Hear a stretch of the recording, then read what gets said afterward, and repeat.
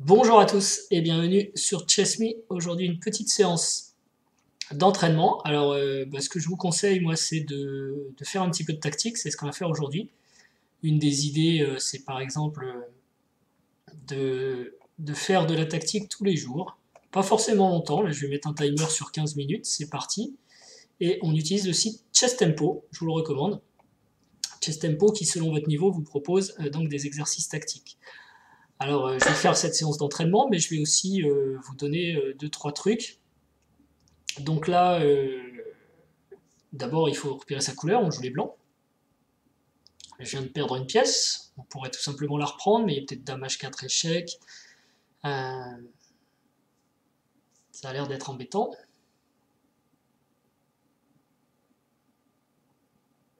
En même temps, j'ai de l'avance matérielle et je peux me sauver par... je vais prendre, parce que je vois que je peux me sauver par là. Voilà, c'était ça.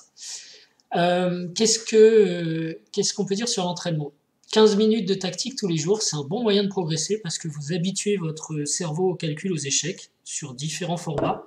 Les problèmes n'ont pas nécessairement besoin d'être très durs, surtout si vous débutez, parce que c'est plus gratifiant déjà de réussir.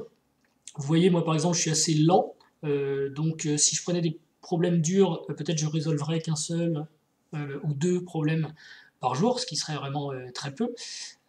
En choisissant des problèmes faciles, fatalement j'en résous plus, et donc je vois plus de schémas. Bon, ici on voit que la dame, par exemple, est un petit peu bloquée, mais elle peut sortir sur fou E7 et la dame A7 ou dame C1, donc je pense pas que le problème vienne de là. Il y a de la tension ici, ça peut être une des pistes, mais tour prend E3, pion prend E3, donc il faut regarder tout ce qui est coup forcé en fait. Donc tour prend E3, fou prend E3, tour prend E3, je vois pas clairement ce qu'on gagne. Si, quand même, parce que tour prend E3, pion prend E3, tour prend E3, il y a le pion G3 qui est en l'air, et la dame va rentrer en G3 quoi qu'il arrive, et je pense que ça va faire de gros dégâts. Je vois pas de contre-jeu particulier, donc c'est bien ça. Si on regarde, il y a dame A7, il donne même le pion, parce qu'il a peur de... Alors, parfois, il vous montre pas la solution complète, vous comprenez pas pourquoi, mais c'est bien de regarder. Ah voilà, on voit qu'on va aller prendre le pion G3, et que le roi va avoir beaucoup de mal à se sortir de cette situation délicate. Par exemple, je sais pas si je tour ici, on a des échecs, on revient là, on a peut-être fou H4 et on va mater en F2. Voilà, allez, suivant. Donc des exercices tous les jours, pas forcément longtemps, vous voyez, moi je fais un quart d'heure. Alors un quart d'heure, je pense que c'est vraiment un minimum, mais je suis pas sûr que une heure d'exercice vous apporte quelque chose. Ici C3 c'est intéressant parce qu'on attaque le fou, et s'il le prend on va pouvoir faire une dame, donc il est obligé de le donner. Donc voilà, c'est mon premier conseil d'entraînement. Faites de la tactique tous les jours, pas forcément longtemps comme je disais, si vous n'êtes pas un champion, si c'est juste pour jouer mieux aux échecs, vous allez habituer votre cerveau à résoudre des problèmes, vous allez avoir des problèmes différents. Ici, je me demande si je peux pas faire tour B2 échec, tour prend B2, pion prend B2, et si on reprend B2, on a cavalier C4, donc il peut pas prendre en B2, faut qu'il bouge. Du coup, après on a cavalier C4 et le pion est très fort. Ça doit gagner. Après, est-ce qu'on gagne plus facilement encore avec cavalier C4 directement? Non, parce qu'il y aurait fou C1. Donc je pense vraiment que c'est ça. Puis on prend, et s'il prend, évidemment, il y a un problème, il a perdu une pièce. Autre avantage, donc je disais, en faisant des exercices simples, c'est que vous en résolvez beaucoup, que c'est gratifiant parce que normalement vous trouvez la solution. En partie, vous allez rarement aller chercher des solutions très compliquées, surtout que de nos jours, les gens jouent surtout en blitz sur Internet, donc il vaut mieux être à l'aise sur des combinaisons en 2-3 coups que d'aller chercher des choses sur 10 coups qui vont vous arracher la tête et que finalement vous ne mettrez jamais en œuvre en partie. Alors maintenant, alors attendez, échec, roi C7, dame D7, échec, peut-être roi B8 et dame... on va juste gagner. Souvent les échecs mènent à des suites forcées, les coups forcés, il faut les regarder. Alors, pour en revenir à ce que je disais, il ne faut pas non plus me faire dire ce que j'ai pas dit, c'est-à-dire que les exercices complexes, ça peut être intéressant pour travailler la visualisation, la profondeur de calcul, etc. Mais pour simplement progresser aux échecs, pour un joueur lambda, on va dire, et prendre du plaisir, etc. Bon, bah moi je prends la dame, mais il y a peut-être un match, peut-être une erreur. c'est pas la peine de faire des centaines d'exercices différents non plus.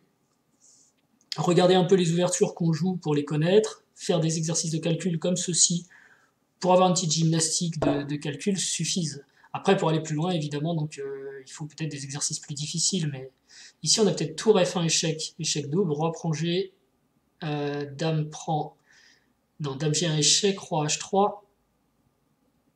Comment on finit le mat ici?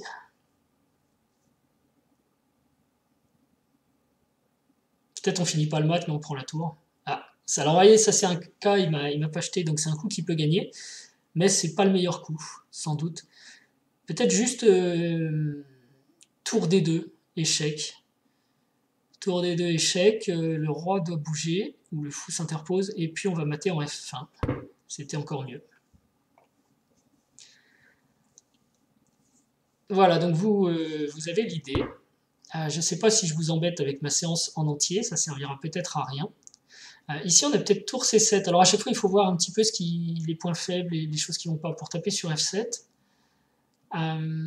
C'est très intéressant parce qu'on menace tour prend F7 échec, et si tour prend, on gagne la dame.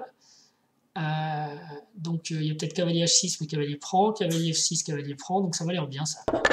Voilà, on court-circuite un peu les pièces adverses. Alors d'ailleurs, toutes ces combinaisons, elles ont souvent des noms, hein, les motifs tactiques ont des noms, court-circuit, déviation, etc. Ça peut être bien de les dire aussi quand on les voit, pour les mémoriser. Hein, tout ce qu'on énonce favorise la mémorisation. Ici, je dois avoir tour G2 et je vais prendre en H2 mat. Au coup suivant, c'est imparable. Donc là, c'est bon, une sorte de mat de l'escalier, ou mat du couloir. Le dire permet de le mémoriser plus facilement. Alors ici aussi, il y a un thème de mat du couloir qui doit être possible. Mais on a aussi un pion F2, on le voit, qui est très faible. Il ne faut pas qu'on traîne aussi, hein, parce qu'on peut être sous le joug d'un cavalier G6, par exemple. Donc dame échec, roi F1, et ensuite le fameux mat du couloir qui vient, avec un sacrifice de dame et mat du couloir. Voyez. Donc le dire permet de s'en souvenir. C'est plein de petits trucs comme ça que je peux vous donner. Pour les débutants, les autres évidemment ça va de soi pour eux. Allez, on va encore résoudre cet exercice, si on y arrive. Donc là, encore une fois, c'est le roi qui a l'air dans une situation assez fragile. On a envie de mater en G3, on pourrait bouger le fou. Mais on n'arrive pas à le bouger avec tempo, avec un gros gain de temps. Parfois, ça peut être du sacrifice de dame directement, hein, sur la case où on est maté. Dame G3, roi G3, fou, E5, échec. Le roi est obligé, ça a l'air de pouvoir être ça. En plus, le roi est obligé de revenir en H3, tour G3, échec, roi H2. Et déjà, on a tour prend F3 échec qui doit gagner la dame, enfin qui gagne une pièce au final. Maintenant, sur dame G3, roi prend G3, moi j'y vais. Évidemment, si vous jouez ça en partie, par contre, il faut le vérifier plus précisément. Il faut vraiment bien calculer. Là, il n'y a pas de mat parce que ma tour est en prise, donc je vais prendre la dame et j'ai gagné j'ai une tour de plus à l'arrivée. Voilà, donc c'est comme ça que je vous propose de vous entraîner, que je vous recommande si vous débutez pour progresser aux échecs. Allez sur Chess Tempo, faites quelques exercices, mais tous les jours, la régularité est essentielle. Et on verra dans d'autres vidéos d'autres conseils pour progresser. Allez, à ciao!